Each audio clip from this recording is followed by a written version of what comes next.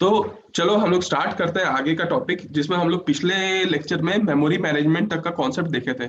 अब हम लोग आगे बढ़ते हैं और अब हम लोग देखते हैं, जैसे कि आप लोगों को याद होगा, मैं पिछले लेक्चर में आप लोगों को बताया था कि जो कंप्यूटर की मेमोरी है, ठीक है, अपन कंप्यूटर मेमोरी को अलग अलग सेगमेंट में देखते हैं। तो कंप्यूटर की मेमोरी को आप लोग अगर मैं थोड़ा सा 2 मिनट में रिवाइज कराऊं, तो आप इसको नॉन वॉलेटाइल और वॉलेटाइल के रूप में देखे थे। अगर आपको याद होगा तो पावर रहता है तो चीजें रहती है, पावर जाता है तो गायब हो जाती है, तो वो सब चीज क्या होती है वॉलेटाइल मेमोरी। और नॉन वॉलेटाइल में वो स्टोर करके रखती है। वॉलेटाइल में हम लोगों ने एस रैम और डी रैम के में काफी स्टडी किया था। नॉन वॉलेटाइल में हम लोग अलग अलग 4 सेगमेंट देखे थे, जिसमें हम लोग रोम की बात किए थे, हम लोग फ्लैश मेमोरी की बात किए थे, हम लोग ऑप्टिकल स्टोरेज की बात किए थे, और हम लोग मैग्नेटिक स्टोरेज की बात किए थे। ये 4 प्रकार की जो मेमोरी है उसको हम लोग नॉन वॉलेटाइल मेमोरी के रूप में जानते हैं। जिसमें हम लोग रोम के बारे में काफी कुछ स्टडी पिछले लेक्चर में कर लिए थे कि रोम क्या है, फिर इसका हायर वर्जन प्रॉम क्या है, फिर ई प्रॉम क्या है, फिर डबल ई प्रॉम क्या है। तो ये सारे हम लोग पिछले लेक्चर में स्टडी कर चुके हैं। फ्लैश मेमोरी के बारे में भी हम लोग देखे थे कि फ्लैश की तरह जो मेमोरी होता है जो ज्यादा स्टोर करता है, उसमें हम लोग यूएस जो आपका पेन ड्राइव वगैरह होते हैं, जो सॉलिड स्टेट डिवाइस जिसको बोलते हैं, वो सारे डिवाइस होते हैं। तो उसमें से मेमोरी कार्ड हो गया ये सब। तो उसमें मैं आपको जो आपका पेन ड्राइव है उसके बारे में आप लोगों को मैं बताया था। अब हमारे पास 2 एरिया बचते हैं कि ऑप्टिकल स्टोरेज कैसा होता है और मैग्नेटिक स्टोरेज कैसा होता है। कायदे से ये सारे जो है ये सेकेंडरी मेमोरी में आता है, तो मैं आप लोगों को बाद में बताऊंगा कि जब पूरे सारे टाइप के मेमोरी कंप्लीट हो जाएंगे, मतलब एस रैम हो गया, डी रैम हो गया, ये सारे रोम प्रॉम हो गया, फ्लैश मेमोरी हो गया, ऑप्टिकल मैग्नेटिक, तब जाके फिर मैं आप लोगों को एक स्ट्रक्चर बताऊंगा कि कैसे हम लोग मेमोरी को हायरार्की में बांटते हैं और फिर प्राइमरी मेमोरी और सेकेंडरी मेमोरी क्या है, तो आप लोगों को अपने आप समझ में आ जाएगा। तो अब हम लोग आगे बढ़ते हैं और अब हम लोग देखते हैं कि पहले मैग्नेटिक स्टोरेज को देखते हैं, मैग्नेटिक स्टोरेज कैसे होता है, और उसके बाद हम लोग ऑप्टिकल स्टोरेज पे आते हैं। ठीक है, तो चलिए स्टार्ट करते हैं आज का सेशन और इस पे देखते हैं। सबसे पहला जो मैग्नेटिक स्टोरेज की हम लोग बात करना चाह रहे हैं वो है आपका हार्ड डिस्क ड्राइव। आप लोग हमेशा जानते होंगे कि आपके कंप्यूटर के अंदर में, अगर जिनके पास लैपटॉप होगा या कंप्यूटर होगा वो जानते होंगे कि कंप्यूटर में जो इंटरनल मेमोरी होता है वो बोलते हैं, जैसे 1 टेराबाइट मेमोरी है या 500 GB मेमोरी है किसी के उसमें, या फिर अलग से भी बाद में हार्ड डिस्क खरीदते हैं। तो देखिए, ये सारा जो मेमोरी होता है 1 टेराबाइट वगैरह, जो आप जैसे फोल्डर्स में देखते हो ना, ई ड्राइव हो गया, C drive, E drive, H drive, अलग अलग मिला के 1 टेराबाइट होता है। तो ये 1 terabyte basically hard disk drive होता है कंप्यूटर के अंदर। सीपीयू के अंदर जो डब्बा होता है, सीपीयू का डब्बा, उसके अंदर में एक हार्ड डिस्क ड्राइव होता है। वो एक मेन चीजों को स्टोर करता है, ये सबसे ज्यादा स्टोर कैपेसिटी है, इसीलिए इसको मेन मेमोरी के दर्जे में भी जाना जाता है। तो कंप्यूटर को कभी भी एक्सेस करना है, कंप्यूटर को कुछ भी चीज करना है, तो सबसे पहले जो जो सीपीयू है, वो सीपीयू सबसे पहले रैम में खोजता है चीजों को। सीपीयू को कोई भी चीज को प्रोसेस करना है तो वो सबसे पहले रैम को पूछेगा कि भैया आपके पास है क्या चीज। रैम अगर के पास है तो बढ़िया, उसको वो ट्रांसफर कर देगा। ये बड़े कम टाइम में हो जाएगा। लेकिन अगर रैम के पास नहीं हुआ वो डेटा, तो उसको मेन मेमोरी में जाना पड़ेगा, और मेन मेमोरी से डेटा रैम के पास आना पड़ेगा, और फिर वो सीपीयू में डालेगा। इसमें बड़ा टाइम लगता है, इसीलिए हार्ड डिस्क ड्राइव में जो टाइम लगता है वो थोड़ा ज्यादा लगता है, लेकिन ज्यादा स्टोर करने की क्षमता मेन मेमोरी या हार्ड डिस्क ड्राइव में ही होती है। तो अब हम लोग हार्ड डिस्क ड्राइव के बारे में थोड़ा सा इंटरनल देखते हैं कि हार्ड डिस्क ड्राइव दिखता कैसा है, ये वर्क की इसकी प्रिंसिपल क्या है। तो देखिए, आप यहाँ पे देख पा रहे होंगे हार्ड डिस्क ड्राइव कुछ इस प्रकार का दिखता है। इसमें आप सबसे पहले अगर देखें तो देखिए, ये है सील्ड प्रोटेक्टिव मेटल हाउसिंग, जो पहले बाहर में इसको सील्ड करके रखता है, इसको बचाता है। ये मेटल का प्रोटेक्टिंग लेयर होता है जो उसको बाहरी तौर पे बचाता है। उसके बाद दूसरी चीज अगर हम लोग देखें तो देखिए, यहाँ पे एक ये लगा होता है जिसको बोलते हैं स्पिंडल।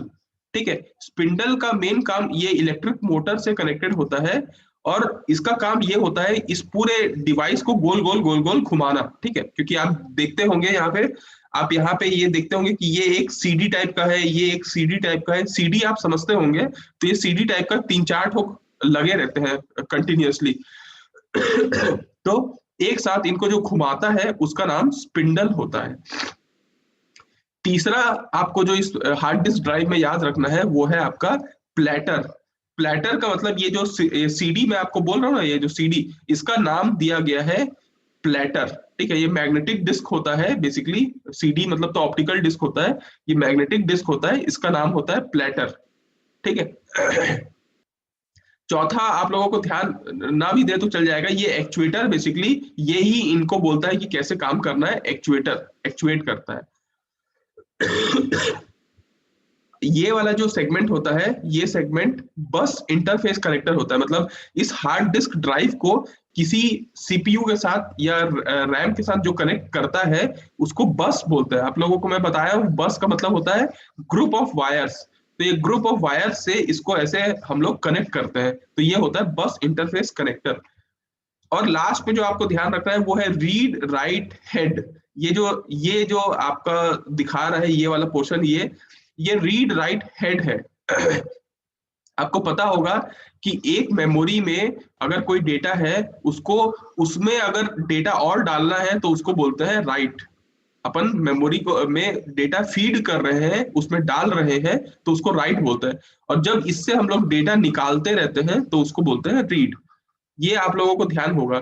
तो ये भी एक मेमोरी है, इसमें भी या तो रीड होगा या तो राइट होगा, लेकिन कैसे होगा उसको किसी हेड से डिसाइड करते हैं। मतलब ये जो हेड है, ये रीड या राइट कहाँ पे जाना है, क्या करना है, वो ये डिसाइड करता है, रीड राइट हेड एक्चुएटर। तो ये बेसिकली इसका कंस्ट्रक्शन हो गया। इसका मैं आप लोगों को अंदरूनी दिखाता हूँ। देखिए, ये जो सिलेंडर आपको दिख रहा होगा, ये सिलेंडर बोल रहा हूँ, ये जो सीडी आपको दिख रहा होगा, ये सीडी 3-4 ठोक सीडी लाइन से जुड़े हुए हैं। वो लाइन से कैसे जुड़े हुए हैं, ये मैं सिर्फ सीडी का आपको इंटरनल बता रहा हूँ, बाकी सबको से आपको कोई लेना देना नहीं है, ये सब मैकेनिकल पार्ट है।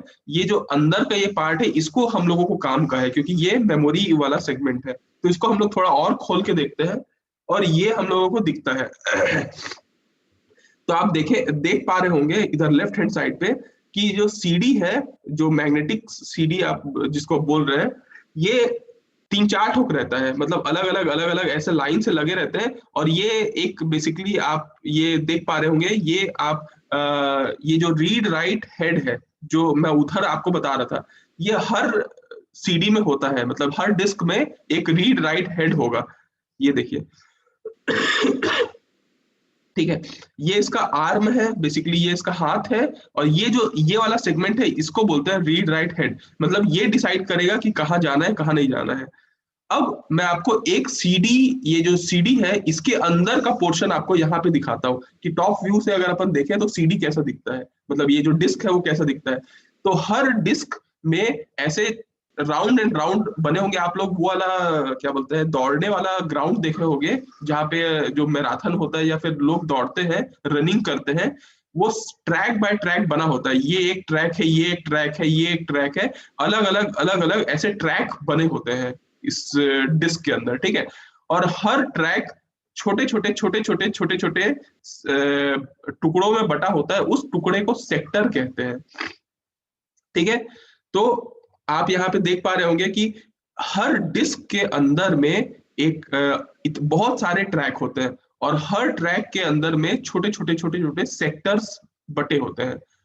ये जो रीड राइट हेड है, ये बेसिकली क्या करता है, ये जब डेटा, जैसे देखिए इस सेक्टर में कुछ डेटा होगा, इस सेक्टर में कुछ डेटा होगा, ठीक है। जैसे आप कॉलोनी को मान के चलिए, आप बिलासपुर में देखेंगे तो आपको अलग अलग कॉलोनी दिखेगा, और हर कॉलोनी में बहुत सारे घर होते हैं, और आपका पर्टिकुलर एक एड्रेस यहाँ पे होता है।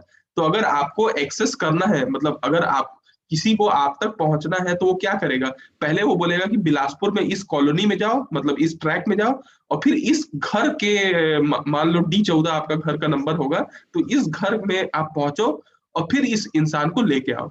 तो इसका सेम यहाँ पे भी है कि अगर इस डेटा को निकालना होगा तो उस पर्टिकुलर ट्रैक पे जाओ और उस पर्टिकुलर सेक्टर पे जाओ और उस डेटा को या तो उसमें राइट करके आओ या तो उससे रीड करके आओ। तो ये रीड राइट हेड जो होता है ये बेसिकली वही करता है। इसको बस इतना बताना चाहिए कि आपको कौन से ट्रैक में जाना है और कौन से सेक्टर में जाना है, वो जाके और रीड करना है या राइट करना है, वो जाके अपना काम करके आ जाएगा। तो अब आप लोग शायद मेरे ख्याल से इंटरनल में आप लोगों को बताया, तो अब आप लोग इसको समझ पा रहे होंगे कि ये सिलेंडर्स होते हैं, ये जो सॉरी ये जो सीडी होते हैं, इस सीडी को क्या बोलते हैं? प्लेटर। ठीक है, तो ये प्लेटर शब्द याद रखिएगा।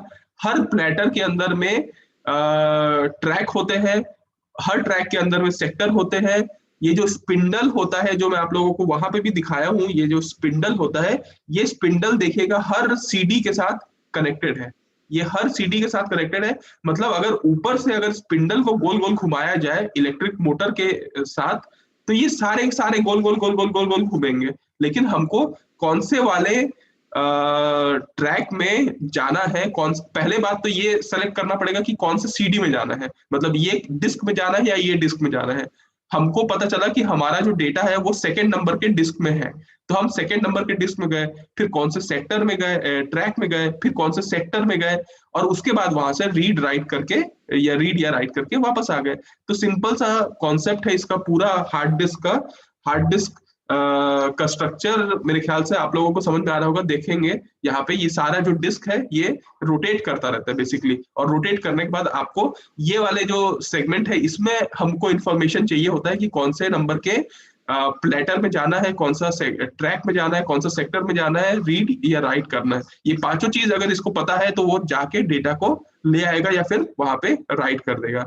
तो इतना सा कॉन्सेप्ट है इसका आपका हार्ड डिस्क। तो चलो अब हम लोग इसको क्या करते हैं, इसका थोड़ा सा मैथमेटिकल कॉन्सेप्ट देखते हैं बेसिकली।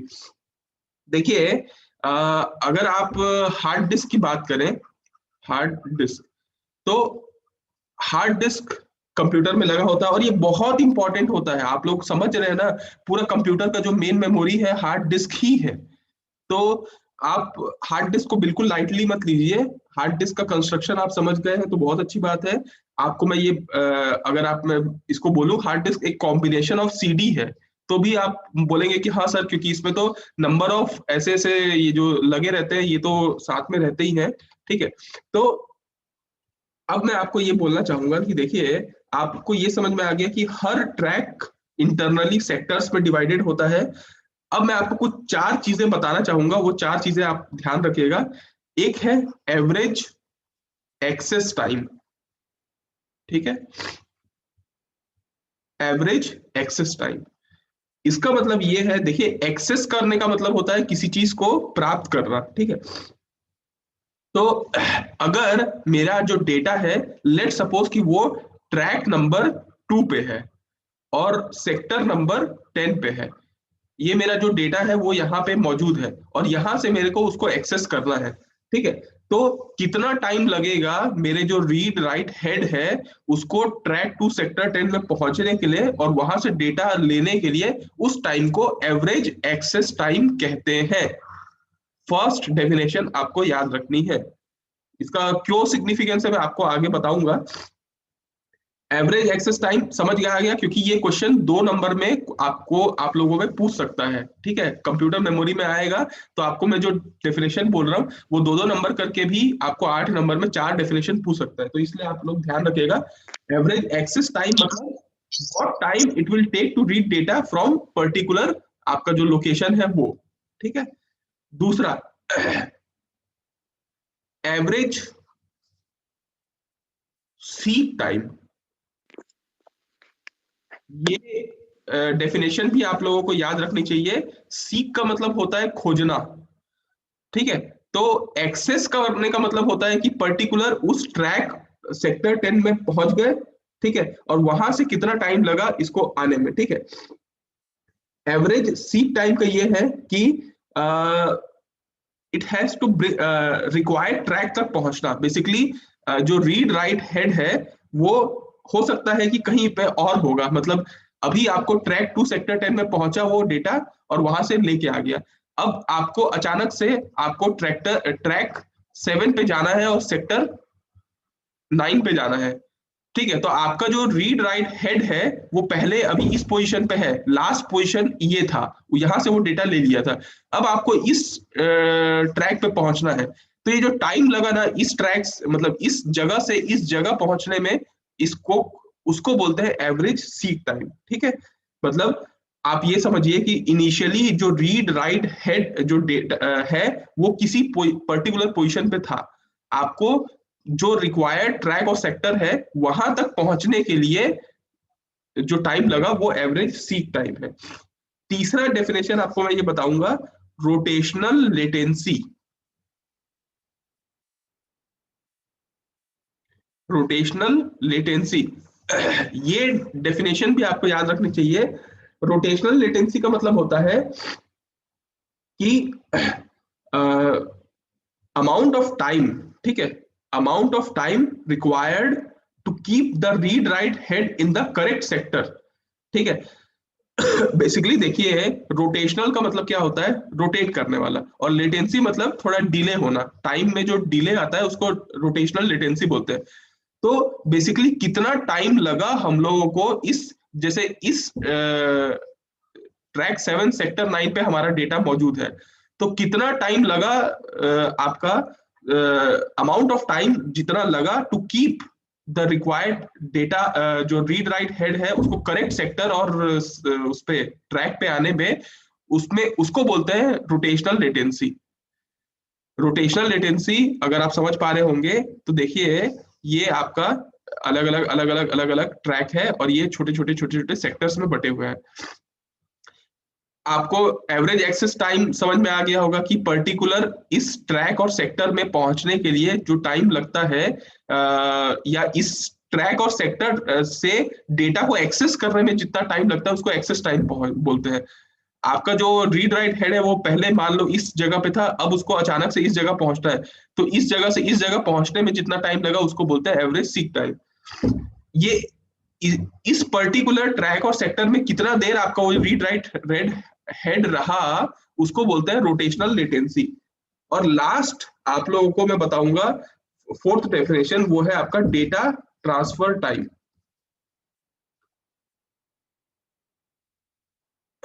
डेटा ट्रांसफर टाइम का मतलब तो आपको समझ में आ गया होगा कि डेटा को ट्रांसफर करने में कितना टाइम लगता है बेसिकली, मतलब इस डेटा को किसी रैम तक पहुंचने में, क्योंकि मेन मेमोरी से रैम तक पहुंचना है, तो उसको बोलते हैं डेटा ट्रांसफर टाइम, ठीक है।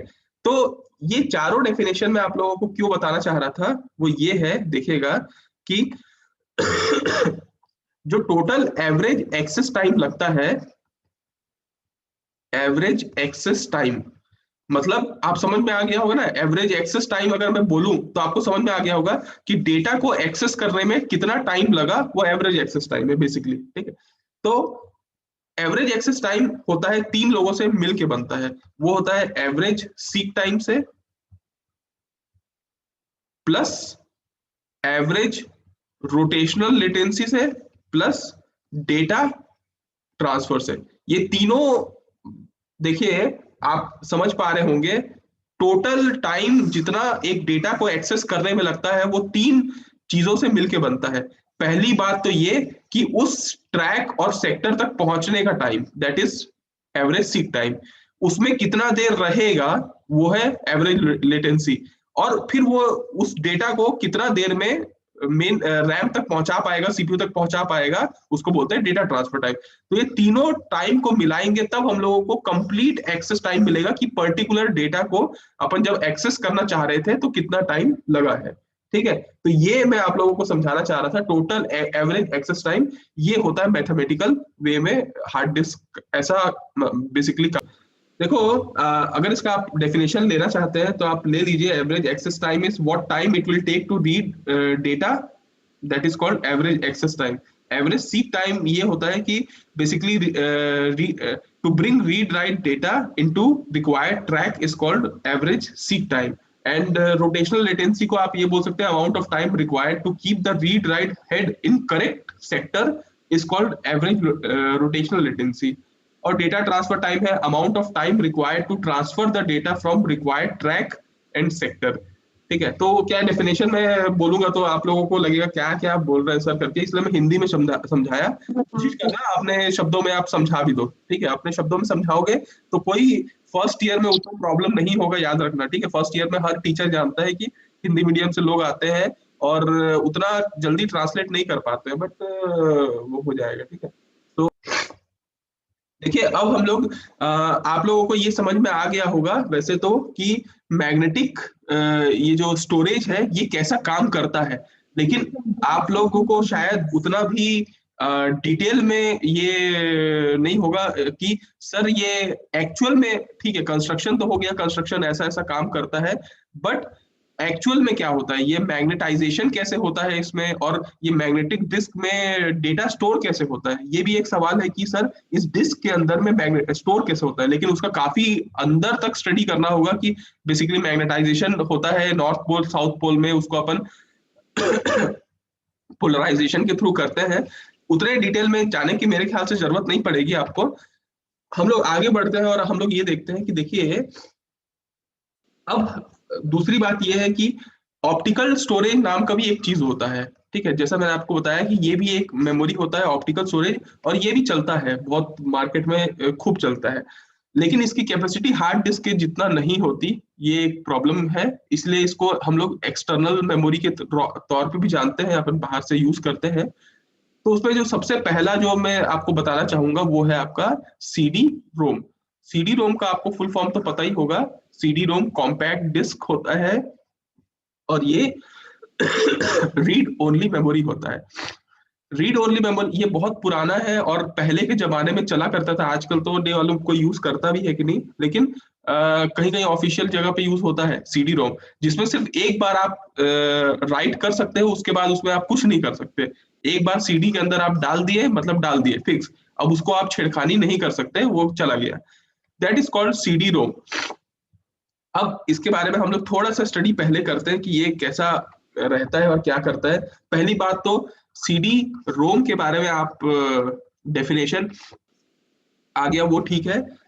बेसिकली इसमें 700 MB तक जो डेटा होता है वो स्टोर हो सकता है, ठीक है।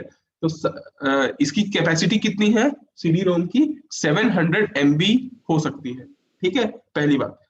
दूसरी बात ये है कि देखिए ये बनता कैसे है, ठीक है, आपको ये समझ कैपेसिटी समझ में आ गया कि ये सिर्फ 700 MB का डेटा को स्टोर कर पाता है, लेकिन अब ये बनता कैसे है, तो उसके लिए मैं आपको इसका डायग्राम दिखाना चाहूंगा।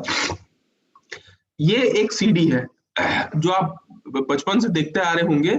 इसको अगर हम लोग थोड़ा सा खोल के देखें अंदर में तो आपको ये दिखेगा कि जो ऊपर का लेयर है वो प्लास्टिक का बना होता है, और नीचे का लेयर वो भी प्लास्टिक का बना होता है, बिल्कुल प्लास्टिक का वो रहेगा, ठीक है। अभी प्लास्टिक किस टाइप का मटेरियल का बनता है तो मैं आपको ये भी बता देता हूँ कि आपकी जानकारी के लिए कि ये प्लास्टिक पॉलीकार्बोनेट वेफर से बनता है, ठीक है, इसको पॉलीकार्बोनेट मटेरियल से बनाया जाता है ये प्लास्टिक को। उसमें बीच में एक होल होता है जो काम आता है वहां पे जो कैरी करने के लिए, उसको पकड़ने के लिए, ताकि वो एक स्पिंडल से कनेक्ट हो और स्पिंडल गोल गोल गोल गोल गोल गोल उसको घुमाते रहे।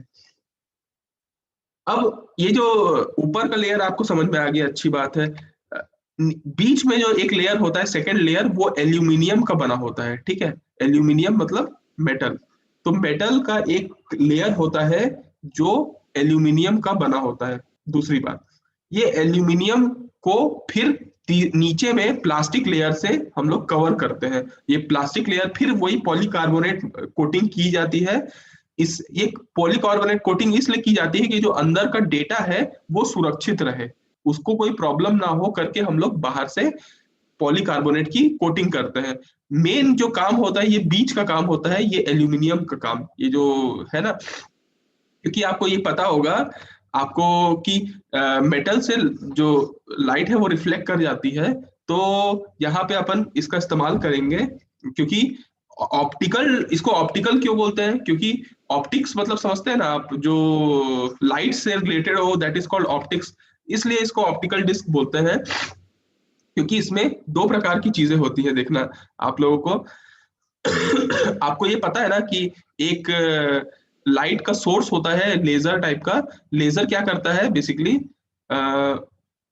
लेजर लाइट एमिट करता है, ठीक है। लेजर आपका light amplification stimulated emission of radiation, जो लेजर होता है वो एक पॉइंटेड सोर्स में लाइट को एमिट करता जाता है, ठीक है, एकदम पॉइंटेड एमिट करता है। अगर इस लेयर से आपका लाइट टकराता है तो ऑब्वियसली बात है वो दो काम कर सकता है, या तो वो रिफ्लेक्ट होगा या तो वो डिफ्यूज हो जाएगा, दो काम हो सकता है।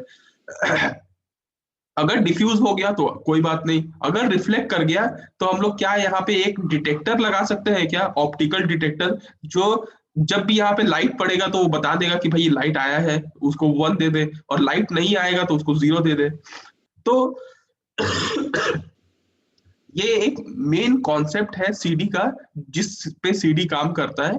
इस कॉन्सेप्ट पे निकाला गया कि एक काम करते हैं, ये जो एल्यूमिनियम का जो लेयर है ना, इसको हम लोग ऐसा बनाते हैं बेसिकली, ये जो मेटल का लेयर आप यहाँ पे राइट हैंड साइड पे देख पा रहे होंगे, इसको हम लोग ऐसा स्ट्रक्चर बनाते हैं कि ये मेटल लेयर ऐसा हो, फिर ऐसा हो, फिर ऐसा हो, फिर ऐसा हो, ऐसा हो, ऐसा स्ट्रक्चर का बना है। मतलब ये जो मेटल का लेयर होगा एल्यूमिनियम का, अगर आप इधर भी देख पा रहे होंगे तो यहाँ कुछ गड्ढे दिखेंगे और कुछ आपको प्लेन सरफेस दिखेगा।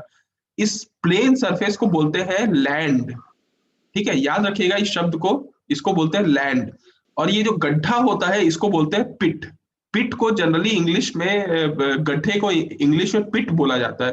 तो आपको सीडी के अंदर का जो कंस्ट्रक्शन है वो आप अगर देखेंगे तो ऊपर का जो लेयर है उससे आपको कोई लेना देना नहीं है, वो प्लास्टिक लेयर है, ठीक है। आपको नीचे का लेयर से कोई लेना देना नहीं है, आपको बीच का जो लेयर है उससे आपका मेन काम है। ये काम ऐसा है कि देखिए ये एक ऊपरी सतह है और फिर गड्ढा है, ऊपरी फिर ऐसा, ये पूरा एल्यूमिनियम का जो लेयर है ये ऐसे ही बनता है, ठीक है, ये ऐसा स्ट्रक्चर में ही बनता है। इससे फायदा क्या होता है, इससे फायदा ये होता है कि जब यहाँ पे लाइट पड़ेगा, बेसिकली देखिए, अब मैं ये नीचे से भी आपको दिखाया हुआ है, उसको मैं आपको ऊपर से दिखा देता हूँ कि अगर यहाँ पे कोई एक लेजर सोर्स है, ठीक है, ये लेजर सोर्स से लाइट अगर पड़ता है, लैंड में पड़ता है, तो बेसिकली यहाँ से फट से वो रिफ्लेक्ट कर जाएगा। और यहाँ पे अगर अपन ऑप्टिकल डिटेक्टर डाल दें तो वो ऑप्टिकल डिटेक्टर बता देगा कि भैया लाइट तो आया, मेरे पास लाइट डिटेक्ट हुआ है, तो उसको वो बोल देगा 1 है। और जैसे ही ये लेजर से लाइट गया और यहाँ पिट में गया, ये क्या है, पिट मतलब गड्ढा, तो एक गड्ढा बेसिकली इसको डिफ्यूज कर देगा और लाइट रिफ्लेक्ट होगा नहीं और उसको पता नहीं चलेगा। तो जब इसके पास लाइट नहीं आएगा तो वो बोलेगा कि 0 है। इसका मतलब है कि हम कोई भी डेटा को 1 और 0 के फॉर्म पे स्टोर करते हैं। 1 0 तो यहाँ पे भी आ जा रहा है, मतलब अगर जहां जहां लैंड होगा उसको अपन बोलेंगे 1 डेटा यहाँ पे स्टोर है, और जहां जहां गड्ढा होगा वहां वहां 0 होगा। तो सीडी रोम को जब मैन्युफैक्चरर बनाता है तो वो क्या करता है बेसिकली, वो एक प्लास्टिक का लेयर बना देता है, नीचे में एल्यूमिनियम का लेयर बना देता है, और फिर प्लास्टिक का लेयर बना के आपको बेच देता है 10 रुपया में, ठीक है। आप क्या करते हो, उसको 10 रुपया में खरीद के लाते हो मार्केट से। उसके बाद आपको कोई डेटा को इसके अंदर में एंटर कराना है तो आप राइट का इस्तेमाल करते हो। आप जानते होंगे ना, सीडी राइट होता है बेसिकली। सीडी राइट में अपन करते क्या है, जैसे ही हमारे पास अब सीडी राइट करना है, कोई डेटा को इसके अंदर घुसाना है, लेट सपोज हमारे पास ब्लॉक ऑफ डेटा है 1010000111110111, ऐसा ब्लॉक ऑफ डेटा है। या फिर आप मान के चलिए कि चलिए आपका एक फोटो है, इस फोटो को आपको इसके अंदर में घुसाना है। अब आपको ये पता है कि फोटो मतलब क्या, number of pixels, her photo pixels में बटा होता है, और पिक्सल में क्या है, वैल्यू होती है, मतलब कोई डेटा होता है। बाइनरी में अगर आप देखें तो कुछ भी नंबर रैंडमली होता है। अब इस फोटो को आपको इसके अंदर घुसाना है, मतलब आपको ब्लॉक ऑफ डेटा में, आपको ब्लॉक ऑफ डेटा को इसके अंदर घुसाना है। तब जब आपका सीडी राइट का आप इस्तेमाल करते हो तो ये जो एल्यूमिनियम का एक लेयर आपको पहले से दिया गया रहता है, उसमें ये जो लेजर है पहले वो उसको जलाने का काम करता है। पहले वो लैंड जहां जहां उसको 1 डेटा इंसर्ट करना होता है वहां वहां उसको नॉर्मल रखता है, और जहां उसको 0 रहता है वो उसको कोशिश करता है जलाने का, ठीक है। तो बेसिकली ये जो आपका डेटा है वो लैंड और पिट के फॉर्म पे जाके स्टोर हो जाता है, और जैसे ही आपका सिग्नल आता है वो सिग्नल रिफ्लेक्ट होता है, तो आपको समझ में आ जाता है कि यहाँ पे 1 स्टोर है, यहाँ पे 0 है। तो जब कभी भी आप एक सीडी को चलाने की कोशिश करेंगे तो उसमें पहले से लैंड और पिट बने होंगे, और वो लैंड और पिट जहां जहां भी लाइट रिफ्लेक्ट करेगा उसको पता चल जाएगा यहाँ 1 है यहाँ 0 है, तो आराम से ये सारे चीजें हो जाएंगी। तो ये बेसिक कॉन्सेप्ट है आपका पूरा सीडी जो रीड ओनली मेमोरी है उसको काम कर रहे हैं। देखिए सीडी आरडब्ल्यू का मतलब ये होता है कि देखिए ये भी ऑप्टिकल स्टोरेज है, ये भी बेसिकली कॉम्पैक्ट डिस्क ही है, लेकिन अब जो साइंटिस्ट है उन लोगों के दिमाग में आया कि सर ये जो पहले का जो सीडी रोम क्यों बोलते थे, क्योंकि रीड ओनली मेमोरी सिर्फ इसमें रीड किया जा सकता है बेसिकली, एक बार आप इसमें इंसर्ट कर दिए फिर आप चेंज नहीं कर सकते, ठीक है। तो हमारे लिए नुकसान हो रहा था, हर बार हम लोगों को एक सीडी में एक बार राइट कर दिया मतलब कर दिया, उसको अब चेंज ही नहीं कर पाए, तो हमारा तो रिसोर्सेज का मिस यूटिलाइजेशन हो रहा है। तो हमको दिमाग में आया कि हम क्यों ना एक ऐसा सीडी बनाए जिसमें बार बार हम लोग रीड राइट कर सकते हैं, मतलब एक बार हम लैंड पिट बना दिए फिर बार बार अपन कर सकते हैं। तो फिर लोगों को दिमाग में आया तो अब कैसे किया जाए इसको। तो अब यहाँ पे देखिए ऊपर में आपको ये समझ में आ गया होगा कि ये प्लास्टिक का है, यहाँ पे एक लेयर बना दिया गया, प्रोटेक्टिव लेयर तो ठीक है चलो प्रोटेक्ट कर रहा है, प्लास्टिक का लेयर है। मेटल रिफ्लेक्टिव लेयर तो आपको समझ में आ गया होगा, ये मेटल जो लेयर होता है, यहाँ पे देखिए मेटल के साथ में एक डाई का इस्तेमाल कर दिया गया, यहाँ पे आप नया देख पा रहे होंगे डाई लेयर और उसके बाद ये पॉलीकार्बोनेट का प्लास्टिक बेस तो है ही यहाँ पे। ये डाई लेयर लगाने से फायदा ये होता है रिफ्लेक्शन अच्छे से आता है, लेकिन यहाँ पे जो मेटल है ना यहाँ पे अपन थोड़ा सा चेंज किए और यहाँ पे अपन ये कर पाए कि देखिए यहाँ पे जो लैंड और पिट आप देख पा रहे होंगे, ये जो लैंड है और पिट है ये अब परमानेंट नहीं रहेगा। इसका मतलब ये है कि जब लेजर इसको हीट करेगा, लेजर आप समझते हैं ना कि लेजर में लाइट तो रिफ्लेक्ट होता ही है, साथ में हीटिंग का भी कॉन्सेप्ट आता है लेजर में। तो लेजर जब इस पे हीट करेगा तो ये मटेरियल गलना शुरू हो जाते हैं, अपने सॉलिड स्टेट से लिक्विड स्टेट में कन्वर्ट हो जाते हैं। और ये अपने आप अगर कोई आप मतलब सॉलिड स्टेट में है और ये लैंड के फॉर्म पे है, इसको आप गलाओगे तो ये लिक्विड स्टेट में वापस गल जाएगा और पानी के फॉर्म पे आ जाएगा, फिर आप उसको गला सकते हो और फिर नए शेप में ला सकते हो। तो ये कॉन्सेप्ट लाया गया कि हम क्यों ना हीट करके इसको बार बार चेंज कर सके, मतलब एक बार लैंड पिट बनने के बजाय हम जैसा जरूरत है, मान लो आज हमने डेटा को इंसर्ट कर दिया और नया लैंड पिट बना दिया, कल के डेट में हमको कुछ और डेटा डालना है तो उस लैंड पिट को हम डिलीट कर सकते हैं। जैसे ही हम डिलीट दबाते हैं इसका मतलब ये है कि लेजर चल जाता है और जहां जहां लैंड होगा वहां वहां उसको गला के एक नॉर्मल सरफेस ले आता है, फिर आप जब नया डेटा डालते हैं तो फिर वो नया लैंड और पिट बन जाता है। तो ये कॉन्सेप्ट आया, इसीलिए इसका नाम रीड और राइट दोनों आया। तो सीडी आरडब्ल्यू हम लोग आज के जमाने में हम लोग सीडी आरडब्ल्यू यूज करते हैं क्योंकि ये रिसोर्सेस का ज्यादा वो है, एक बार आप सीडी खरीदो उसको बार बार आप रीड और राइट दोनों कर सकते हो, ठीक है। तो ये आपका आता है सीडी आरडब्ल्यू।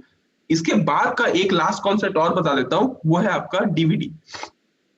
डीवीडी इसका नाम है डिजिटल वर्सेटाइल डिस्क इसको बोलते हैं, ये इम्प्रूव वर्जन है। आजकल के जमाने में आप देखते हो कि हम लोग डीवीडी ही खरीदते हैं जनरली, तो इसको अगर आप बोलोगे कि ये सीडी आरडब्ल्यू का इम्प्रूव वर्जन है तो ये बिल्कुल सही बात होगा। इसमें क्या होता है, इसमें हम लोग मल्टीपल टाइम्स हम लोग डेटा को स्टोर कर सकते हैं जैसा हम लोग सीडी आरडब्ल्यू में करते थे, और ये ज्यादा कैपेसिटी को स्टोर कर पाता है। तो अब समस्या ये आई कि ये ज्यादा कैपेसिटी को कैसे स्टोर कर पाता है, तो ये दिमाग में आया कि क्यों ना हम लोग ये जो लैंड और पिट बन रहा है, ये लैंड और पिट का ये जो साइज है इसको हम लोग छोटा छोटा कर दें, एकदम छोटा छोटा कर दें, तो ज्यादा नंबर की बिट हमारे स्टोर कर पाएगी। और क्यों ना हम ऐसा करें कि ऊपर भी लैंड और पिट और नीचे भी लैंड और पिट लगा दें, और नीचे भी लेजर लगा दें ऊपर भी लेजर लगा दें, तो देखिएगा डबल साइडेड डबल लेयर आप यहाँ पे देख पा रहे होंगे, ये लेजर है ये लेजर है, ये देखिए 17.1 जीबी कैपेसिटी का डीवीडी है। 17 जीबी, सोचिए हम कहाँ से स्टार्ट किए थे, 700 MB के सीडी से स्टार्ट किए थे और आज हमारी कैपेसिटी 17 जीबी स्टोर करने की हो गई है। ये क्यों हो पा रहा है, देखिए क्योंकि हम लोग यहाँ पे एक तो ऊपर भी करना शुरू कर दिए नीचे भी करना शुरू कर दिया और लैंड और पिट की जो साइज है उसको रिड्यूस कर दिया। तो इससे क्या होगा कि बिट हमारे पैक्ड होना शुरू कर दिए, मतलब जो पैक्ड डेटा है पैकिंग इसकी और शानदार होने लग गई, और तब हम लोग डीवीडी पे आ गए, ठीक है। इसके बाद एक और होता है लेकिन वो मैं आप लोगों को होमवर्क की तरह देना चाहूंगा, वो है आपका ब्लू रे डिस्क। ये भी आजकल बहुत चल रहा है और ये लेटेस्ट टेक्नोलॉजी है ब्लू रे डिस्क। ये basically latest optical storage medium है जो डीवीडी से काफी सोफिस्टिकेटेड कॉम्प्लिकेटेड होता है, ठीक है। इसको जनरली लोग एचडी वीडियो को स्टोर करने के लिए इस्तेमाल करते हैं, वीडियो गेम्स को स्टोर करने के लिए इस्तेमाल करते हैं। और ब्लू इसमें जो लेजर का इस्तेमाल होता है वो रेड ना होके ब्लू लेजर का इस्तेमाल होता है, इसलिए इसको ब्लू रे डिस्क भी कहा जाता है। इसके बारे में और स्टडी अगर आपको जानना है तो आप लोगों को मैं होमवर्क की तरह देना चाहूंगा कि आप इसके बारे में काफी स्टडी करें, क्योंकि यहाँ तक चीजें आपके सिलेबस या जितना पढ़ना है उतना है, क्योंकि उस फिर अपन बियॉन्ड चले जाएंगे। तो आप इसके बारे में काफी स्टडी करिए अगर आपको इच्छुक होंगे तो। बाकी इतना पोर्शन आपका ये क्या बोलते हैं डिस्क वाला पोर्शन हो गया। मतलब आज के पूरे सेगमेंट में मैं आपको मैग्नेटिक स्टोरेज कैसे काम करता है और ऑप्टिकल स्टोरेज कैसे काम करता है वो कोशिश किया हूं समझाने का। इसके बाद अगले लेक्चर में मैं आप लोगों को इसका दोनों का डिफरेंस बताना चाहूंगा, क्योंकि आपके सिलेबस में स्पेशली लिखा हुआ है कि आप इनका डिफरेंस को पढ़िए। तो ये श्योर शॉर्ट क्वेश्चन आएगा ही, आता ही है आएगा कि इन दोनों का डिफरेंस बताइए। तो वो मैं आपको नेक्स्ट लेक्चर में बताऊंगा। और उसके बाद मैं आप लोगों को रजिस्टर्स कैसे काम करता है वो बताऊंगा, और मेमोरी हायरार्की क्या होता है लास्ट में वो बताऊंगा। इससे आपका पूरा कंप्यूटर मेमोरी का कोई सेगमेंट ऐसा नहीं होगा जो आपका बच जाएगा, सारा सेगमेंट आपका कंप्लीट हो जाएगा, ठीक है। तो वो हम लोग नेक्स्ट लेक्चर में डील करेंगे।